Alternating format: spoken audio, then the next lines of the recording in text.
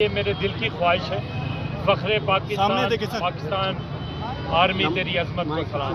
جن لوگوں نے سرحدوں پر اپنی جانیں دی، عدلیہ نے جانیں دی، میڈیا نے جانیں دی، پولیس نے جانیں دی، ان کے خلاف تنقید نابرداشت ہے۔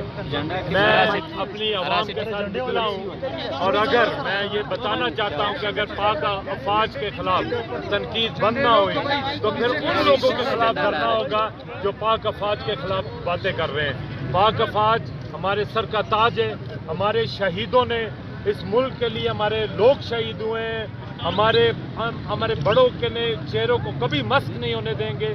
پاک افواج اور جتنے بھی ادارے ہیں، چاہے وہ عدلیہ ہو، میڈیا ہو، جتنے بھی ادارے ہیں، ہمارے لیے سر کا تاج ہے۔